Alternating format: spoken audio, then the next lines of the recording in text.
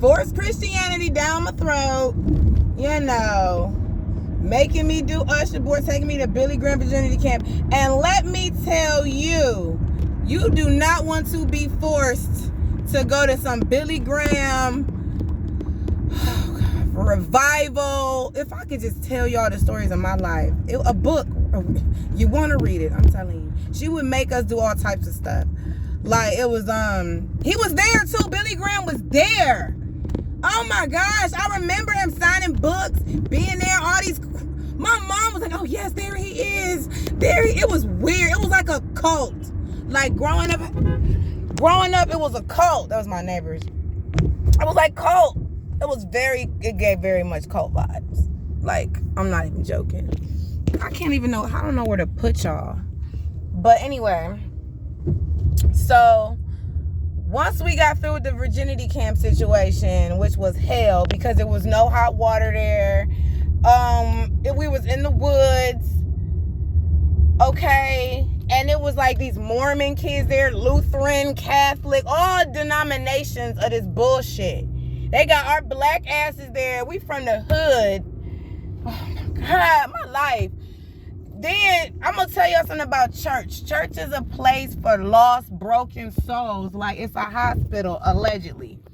So why would you think that that's going to be a safe place to grow and, like, in the spirit? Like, what? People here are damaged. We got crackheads. We got pedophiles. We got drug dealers. We got hoes. We got prostitutes. We got pimps in here. We got all types of shit up in here. And you think these are the people that I'm supposed to, like, get my spirituality from, my seeking the Lord from? What? We was cool with the pastor's daughter. I'm not gonna get into that because I know her. She's a good girl. But it was a lot of stuff going down in church. Being a Christian was not good. They used to be like in church, just believe in Jesus and you could go to heaven. Just take in his name, all of this, right?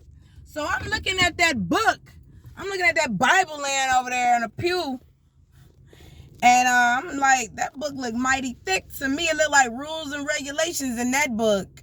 It don't look like you just believe in Caesar Borgia and you just get to skate. So I started questioning things. And I didn't like how people would talk to you in church, like elders would talk to you. I didn't like how men were. Listen, I hated church, period. And I'm always hate church. I don't care what nobody said. That place was wicked. So then I started looking up Christianity and Googling it, or not Googling it, but going in the dictionary, like, what is that? And it would try to explain it to me, but I would be like, nah, that ain't what no. So I left church when I was 18. And my mama fought me about it too. She can even ask her to this day, she's mad. So I went out to the world. She's like, you're a sinner. You're going out in the world to sin. I was like, okay, I guess I am. But I'm not about to stay here. This ain't it. Y'all doing too much. Or y'all not doing enough. How we got people and we wasn't doing no nothing. We wasn't doing no. We just had to believe and that was in we Gucci. No. So I went out and I lived my life. And I just seen so much in the world. And when I was like 17 or 16, I asked the Most High, like, you gotta have me because I can't do this. I'm gonna die here. I'm gonna die. And I don't got no daddy. My brothers is all suckers. They punks. They ain't gonna do nothing. I'm the only one with, like, integrity and balls and, like, chutzpah and, like, sarcasm. I got all these different quirks about me. And they don't got nothing. They like a glass of warm water. They got personalities like a table. Like, boring. So I was like, I need you. And I remember walking down this really popular street where I'm from. It's real bad. It's like a real bad street. It's real ghetto. And I was walking down that street to my grandma's house one day, and I just was like, you all I got. You are all I got. I need you to protect me out here because I don't know nothing. I'm in the wild. This the Wild. That's all I kept saying. I didn't know where I was. I didn't know the name or nothing. I just kept calling it the Wild. And I'm like, I'm a babe in the woods. You feel me?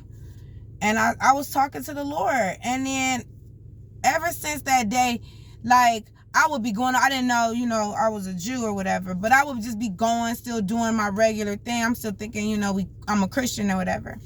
And I'm just living my life, but things are happening to me. I'm getting smacked, dragged, attempted, might have been shot at, okay, chased, like, policed, like, all types of stuff happened to me. And I'm like, man, what the hell is going, everything that could have went wrong, I got something in my eye, I'm sorry, was going wrong in my life. Like, but I was still being kept. That's the whole thing. Like, what? How did I make it out of that? How did I get through that shit? I'm supposed to be dead. I'm supposed to be dead right now. Dead. There's no way I should be alive. There's no way. Like, I'm nothing, you know? So, he kept me, like, I was in a car one day with this guy, and we was on a date, a ghetto date. Y'all know a car date. You know, the ghetto dates. This was back in 2000, 99, 2000. I was young. I don't know. And so we in the car. Now, mind you, he's a drug dealer. So this fool decides, hey, I'm going to basically sell drugs after hours while we driving down the street. I'm going to stop at this gas station. This random dude was like, hey, yeah, let me get a dub. Let me get 20. And so he like, all right, this dummy, I got to go to the house and go get it. First of all, what? I'm like, we're together. Like, what are you doing? Why are you selling drugs when I'm in a car? So I was like, oh my God, I want to go home. That was the first, I already knew I wasn't even supposed to be with this man anyway. Not listening to my intuition. Duh, ladies, listen to your intuition. So, but this the Most High. I'm just showing you how the Most High kept me through all my stupid shit.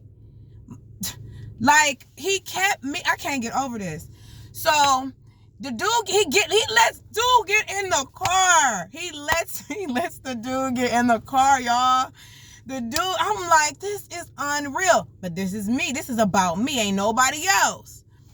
So, dude get in the car like, yeah, he got a big-ass gun. He got a 9, but it's big, though. And I'm sitting in the passenger side and the driver right here. So, he like, yeah, nigga, where all that shit at? Where that weed at? Where that money at? Where that bread at, nigga? Give me everything, nigga. So, he put the gun to dude's head. So, he was like, oh, where the money at? He pointed at me. I'm like, but mind you, my door cracked. I didn't crack my door open, okay? Because as soon as this nigga do anything, let the shot off, whatever, I'm out this bitch. I'm rolling out the side of this door, under the truck, taking off running fast as I can, like Shaka Zulu. I'm out. Like, nigga, you think you about to shoot me? You gon' nigga, yeah, right. So, he point the gun at me. He like, where the money at? So, I look down right there. It's in the console. I'm like, it's right there. So he like, yeah, bitch. So he grabbed the money. So he pointed, I think he want to kill this nigga. So he wants to kill him. He like, yeah, nigga, I'll blow your fucking brains out, nigga. Now, mind you, I told y'all that the drug dealer took us to his house to go get the drugs to give to this crazy person who was going to rob him in the end anyway. Left me in the car, in the driveway, while he go in the house to get the drugs. I can't make this shit up. This is my life. I'm from a very bad place. In Ohio, okay? That's all I'm gonna say. Very bad place. So,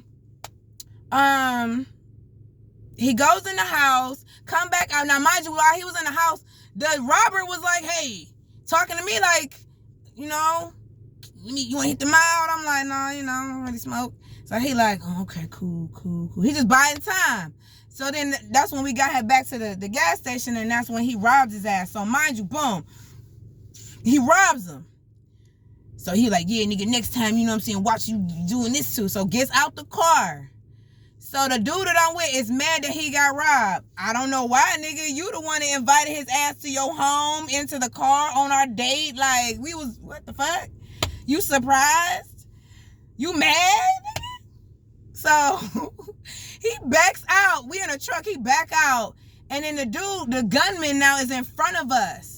But not, he like a little ways, but not too far. He's right there in the vicinity to kill your ass. So he starts shooting at the truck. He's shooting at the truck, y'all. I'm in the truck, and he's shooting. He's shooting at the truck. It's not funny, but I can laugh now but no, it wasn't funny at all. No. You just hear bullets pinging off. I'm down on the floor, literally like in the headlight, like under the seat, and like I'm tucked. Like, oh my gosh. All I'm doing is praying, like, please don't let none of them bullets hit me, Lord, please. Didn't nothing even hit the car. Man, he chased the dude. The dude must have jumped the fence. He goes around the gas station because it's a drive-thru, so he goes around, right? And he looking for him. He's like, man, I'm about to kill this nigga. I'm like, take me to the house. Take me to the house. Matter of fact, just take me to the border of where this city meets the next city, because I live in the next city in the border right there. So all he got to do is drop me off at the border. I'll walk home, because where I live at is like a small suburb surrounded by the ghetto, surrounded by the hood, surrounded by like death. And then sometimes it leaks over into the suburb that I'm in, because a small suburb surrounded by craziness.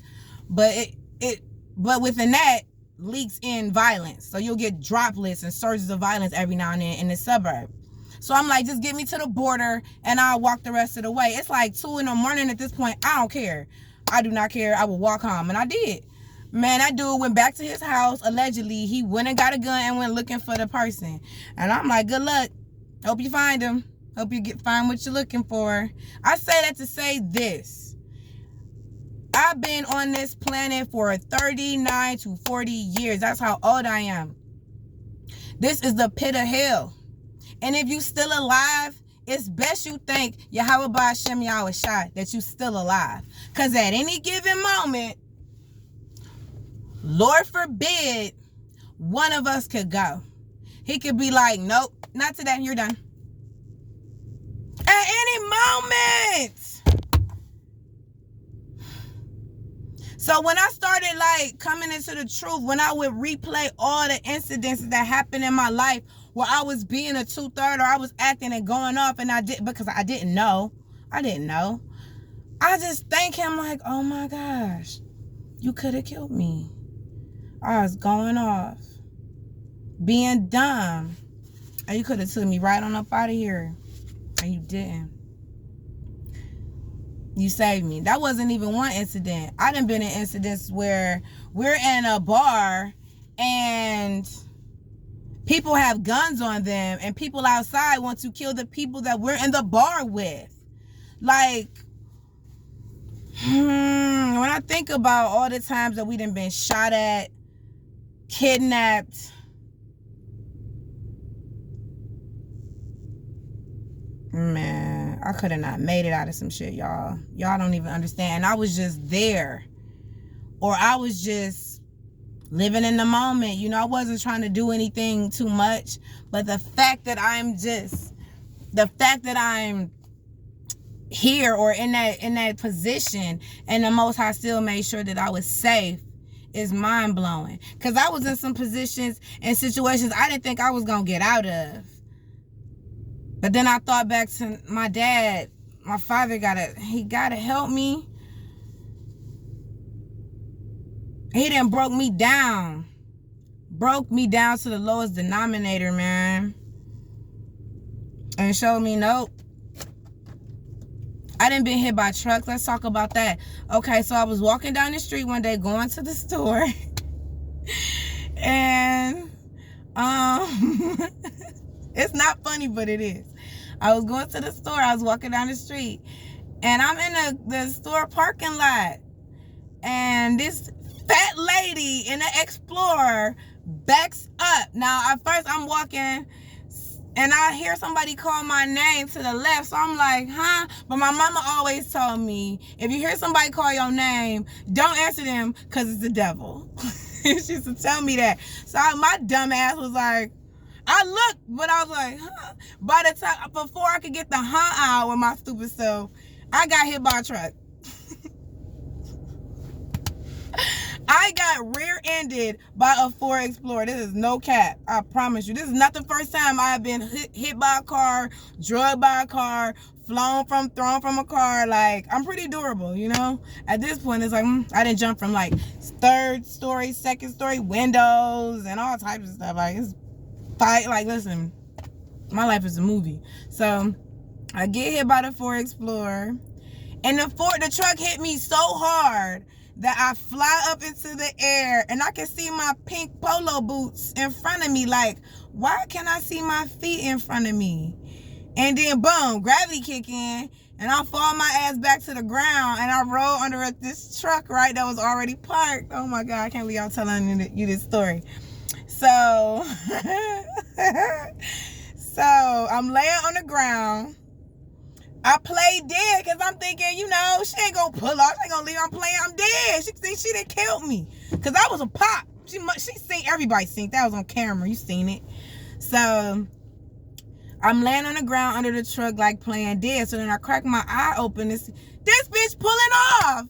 This bitch is pulling off, leaving. She flying out the parking lot. So I jump up. I hop up like a fucking Power Ranger, and I jet after her ass. So then I grab the door, and she tried to go over the curb, but I pulled the driver door open like bitch, and I'm about to beat her ass. But then the light turned green, and she pulled off like, oh no! But I get the license plate. And I ain't crazy. So then I'm like, I got this. So then I go in the corner store because I'm cool with the Arab, the Ishmaelite. He like, I seen that. I was like, you seen me get hit by that truck? You ain't do nothing. He was like, was nothing I could do. So he showed the playback, man. The video funny as all. That video is hilarious. I'm like, why don't you just put that up on the internet? Like, I'm not ashamed for when stuff happened to me. I'd be like, yeah, that happened. Because I'm ignorant, you know what I'm saying? Like, I can laugh at myself because I'm goofy. I can't help it. Like, dumb shit always happens to me. And I'll just be like, this is what it is. It's a movie. So, I was getting hit by the truck. Then I had to walk home after I got hit by the truck because I had to get my kid off the bus. So it was like, it don't stop. Like, get hit by a truck, you know, almost died, boom. You gotta walk home. I shouldn't have been at the store. I ain't even gonna tell you what I do in the store, man. I shouldn't even been there. My life. I'm so dumb. I tell you, I be doing some dumb shit. Anyway, I walk home. I sit at the dining room table. Mind you, adrenaline is still going, so I don't feel no pain. So I call my boyfriend. I'm like, I just got hit by a truck. He like, did you call 911? Like, what's up? Did you make a report? I'm like, no, I got to get my son off the bus. He like, I'm on my way over there. I'm like, okay. He don't come. He don't show up. I'm not surprised. So at the time, I told y'all I was not in the truth at the time. So I called another guy. He cool. He like, I'm on my way. I'm about to take you to the hospital. Like, you been hit by a truck, sis. Like, you can't just walk away from this. You just been in an accident. Someone just hit you. I'm like, right. So, oh my gosh. He takes me to the hospital. They put a neck brace on me. They're like, it's damage to your shit. Like, you fucked up. But you not fucked up, but you fucked up. They can't figure out, like, why I'm not dead. They can't figure out, like, why it's not a lot of trauma where it should be. You know, they looking at my skeletal structure. They're like, you got a great skeletal structure. He was like, I can see where it's swollen, though, in between the, like, your vertebrae. But other than that, that's going to go down. But you're going to have neck and, like, shoulder pain throughout your life. So I'm like, cool. You know, I'll deal with that. So then I still have to wear my neck brace for like a month. Nobody takes me seriously. I had to pop 800 milligram worth of ibuprofen. To this day, when it get cold, my neck hurt and my shoulder hurt. Like today, it's a little achy. But the Most High kept me even then, being dumb. Because he was the one that orchestrated me getting hit by the truck to wake me up to something. And I still didn't get it then. I was like, I've been hit by a truck and I still ain't get it. And that wasn't even the first time I got hit by a truck. That was the first time I got hit by a truck. The second time I got hit by a truck, I almost died, but I didn't die. And then I got drugged by a Buick Century when I was 16 because me and my boyfriend was fighting. I had these boots on. Anyway, my life's crazy. But these are all like events where the Most High was trying to wake me up to something, but I didn't think to come back and be like, what am I doing? I didn't think that until one day, as when I was older, you know, I was like, okay, it took basically my whole life of violence, guns being put on me. I remember the time me and my fiance had to run from bounty hunters. Oh my gosh. There's too many stories in one day. Like, this a lifetime. So he took me through some things before I came into the truth. He took me through some things like y'all don't even know. So when people try to come at you, are you in the truth, and question why you're in the truth, or are you really an Israelite, or are you serious? You know what I'm saying? Think back in your mind to where the Most High took you from and where he brought you to this day.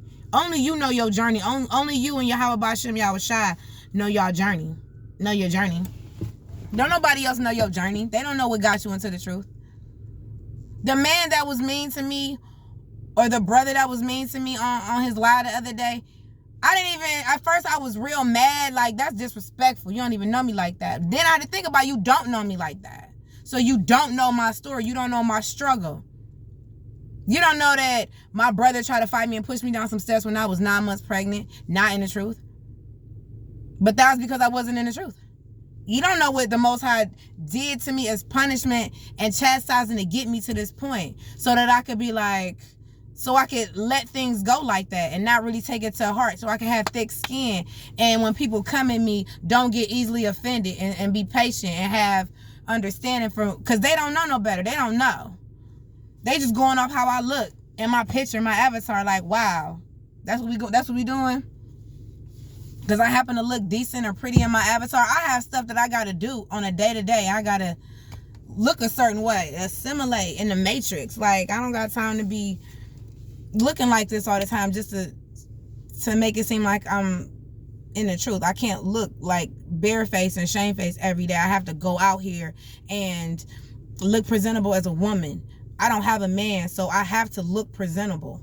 And even if I did have a man, I'd still want to look presentable for my man. So don't judge people off how they avatar look. Don't judge a woman based off because she had her lace front done or she got lashes on her face. You don't know. Just because I look like that, I can't believe in the Most High Yahweh B'Shem Yahushua. That's crazy, bruh. That's crazy. You don't know what my struggle or what I went through to get to this point in my life. I could have been gave up and killed myself. I could have been gave up and start smoking crack or be on cocaine like some of my female friends. I could be in jail, anything for being in the streets and doing sinful shit. He could have been took me out, but he didn't. He kept me, and he kept me for a reason. So don't go judging somebody off how they look. It's beautiful women in the truth. You just ain't seen them. I would say something right now, but I'm not. You see, that's growth. Because I got a slick mouth. And I'm not going to say anything. I'm going to keep it cute. But yeah, that's all I really wanted to tell you. I gave y'all a couple stories or whatever. I got millions more, but oh yeah, go to CBN and look at what they're doing in Australia to those people. That is coming to America. That's what that need to be called. What they doing to them people in Australia should be called coming to America. To a theater near you. Except it ain't gonna be no theater. It's gonna be right there in your face. Shalom to all y'all listening, if y'all are listening. Shalom to the 144,000, and all praises to the elect, pushing this truth and sincerity in all four corners of the globe. Shalom to all the Akim I listen to on a day-to-day, helping me stay strong in this truth. It's Yahweh's power that got y'all doing on this great work and waking sisters and brothers and youth up to the truth. I know so many teenagers now that I come across that I tell this to about, being an Israelite, and they like, what? They get excited and they like, oh my gosh. They like, why we ain't never heard this? And 13-year-old boys and little girls that I talk to, my friends, they kids, I be telling this truth to. Like, y'all doing a beautiful job. A beautiful job. And I'm so elated to see it. Like, I never thought in a million years I would see anything like this. But the water ain't enough. We got to get out of here. We living in a pit of hell. I'm just trying to serve my time out. If I gotta do it dolo, so be it. You know, maybe that's just my plight. Maybe I'll see y'all in the kingdom. You know, maybe then I'll have a hedge or a cover. Here, all I got is Yahweh Bashem Yahushua. That's all I ever had. There was nobody to protect me but him. There was no man coming to be like, what you need? I got you. I got you. He messing with you. It was nobody come up to beat my bullies. I had to do that myself. There was nobody. So, I'm not about to cry. Oh my gosh. I'm not about to cry. I'm not about to cry. So, shalom and have a good Sabbath.